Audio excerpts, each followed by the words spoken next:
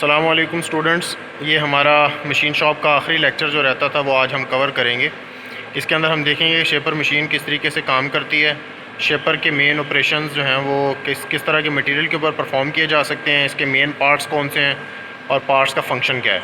तो सबसे पहले अगर हम बात करें कि किस तरह के मटीरियल के ऊपर शेपर मशीन जो है वो काम करती है, कहाँ से मटीरियल को रिमूव करती है, ये कौन कौन से वर्क पीसेस के अंदर हम कटिंग प्रोसेस के अंदर ला सकते हैं। तो जो बेसिक प्रिंसिपल है वो ये है कि फ़्लैट सरफेसेस के ऊपर हम मटेरियल को रिमूव करने के लिए शेपर मशीन को यूज़ करते हैं।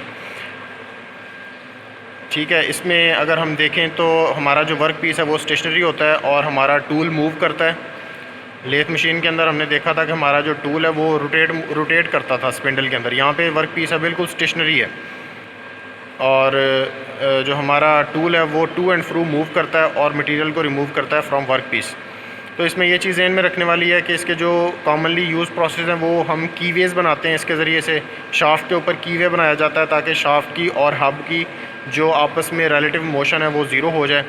और इसके साथ साथ हम वी ग्रूव बना सकते हैं, यू ग्रूव बना सकते हैं, रिसेसिस बना सकते हैं। यानी ऐसे सारे ऑपरेशंस परफॉर्म किए जा सकते हैं शेपर मशीन के ऊपर जो कि फ़्लैट सरफेस के ऊपर किए जा सकते हैं।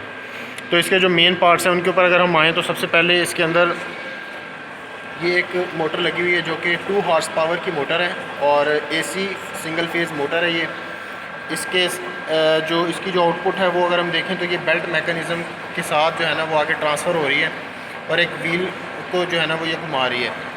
अब व्हील रोटेट करते हुए ये सारी रोटरी पावर जो है वो पीछे ट्रांसफ़र करता है और वहाँ से मैकेनिज़्म चलता है जिसे हम रैम मैकेनिज़्म कहते हैं। उसकी वजह से हमें टू एंड फ्रो मोशन मिलती है रैम की।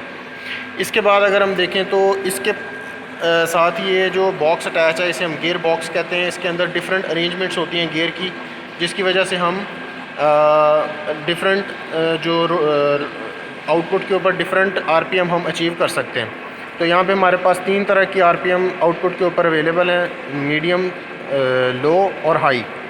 इनकी वैल्यूज़ हमारे पास नहीं है, ये थोड़ा सा जो है वो लोकल मेड है और तो हमारे पास यहाँ पे क्वांटिटेटिव की बजाय थोड़ा क्वालिटेटिव हम इसको यहाँ पे लेके चलते हैं। इसके बाद हमारे पास अगर हम देखें तो ये रैम है जो कि टू एंड फ्रो मूव करती है और इसके साथ यहाँ पे एक ये राउंड स्केल अटैच्ड है। ये यूज़ होता है हमारे टूल को एंगल देने के लिए। ये हमारा टूल लगा हुआ है, सिंगल पॉइंट कटिंग टूल है। ठीक है जी, ये टूल जो है सिंगल पॉइंट कटिंग टूल है। ये फॉरवर्ड डायरेक्शन के अंदर कटिंग का प्रोसेस परफॉर्म करेगा हमारा वर्क पीस के ऊपर और बैकवर्ड डायरेक्शन जो है ना वो उसके अंदर ये आइडल जाता है। उसके अलावा हमारे पास ये हमने ब्रास का कॉपर का इसके अंदर जो है वो हमने वर्क पीस अटैच किया हुआ। इस टाइम पे सिलेंड्रिकल वर्क पीस है, इसको हम इसके ऊपर वर्क ऑपरेशंस परफॉर्म करके इसे हम यानी कि राउंड क्रॉस सेक्शन से हम इसको स्क्वायर क्रॉस सेक्शन के अंदर लेके आना चाह रहे हैं। उसके बाद हमारे पास ये वॉइस है जिसके अंदर हम अपने वर्क पीस को होल्ड करते हैं। ठीक है जी, यहाँ पे इसका हैंडल अटैच हो जाता है, फ़िलहाल डिटैच करके साइड पे रखा हुआ है। ये हमारे पास वर्क टेबल है, इसे हम स्लाइड भी कहते हैं, जो कि यहाँ पे इन स्लाइड वेज के ऊपर मूव करके आगे पीछे मूव कर सकता है और हम अपने वर्क पीस को एडजस्ट कर सकते हैं।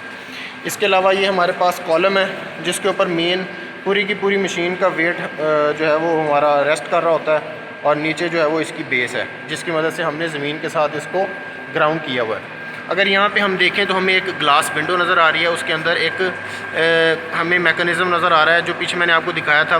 जो मोटर से हमें आउटपुट के ऊपर पावर मिलती है वो रोटरी होती है और उस रोटरी पावर की मदद से हम जो है वो अपने रैम को मूव करवा रहे हैं। अगर आप देखें तो ये जो हमारे पास वर्टिकल जो यहाँ पे एक लीवर लगा हुआ है उसके अंदर जो इसका लोअर पार्ट है वो फिक्स है और जो है वो अपर पार्ट जो है वो अटैच है रैम के साथ।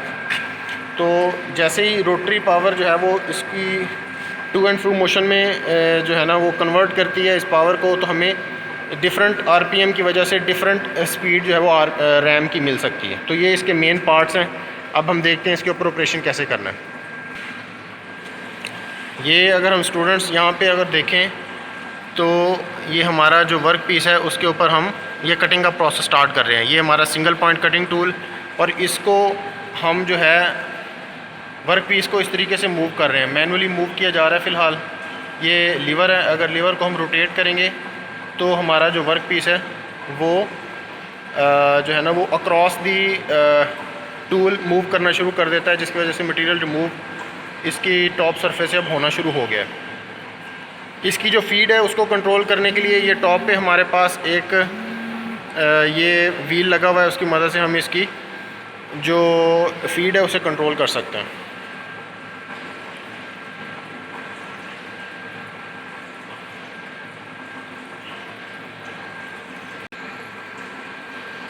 ये स्टूडेंट्स अब आपको बताएंगे कि किस तरीके से जो हमारा वर्क पीस है उसको हम ऑटो फीड के ऊपर लगा सकते हैं। ये मैकेनिज़्म है हमारे पास यहाँ पे, इसको अगर हम ये इस तरीके से कर दें तो ये ऑटो फीड के ऊपर लग जाता है।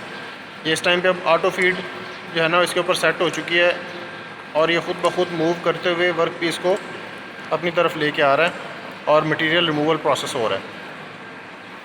इसकी सारी कैलकुलेशंस, इसके फार्मूलाज और इसका जो थ्योरेटिकल बैकग्राउंड है वो सारे का सारा थ्योरेटिकल जो पार्ट है उसके अंदर डिस्कस हम करेंगे, बल्कि आप इसके साथ ही वीडियो के साथ ही अटैच करके मैं अपलोड करूँगा, वो आपने गौर से देखना है। और साथ ही जो हमारा लैब मैनुअल के अंदर कंप्लीट एक्सपेरिमेंट दिया हुआ है उसे आपने पढ़ना है, वो इसकी थ्योरेटिकल बैकग्राउंड है।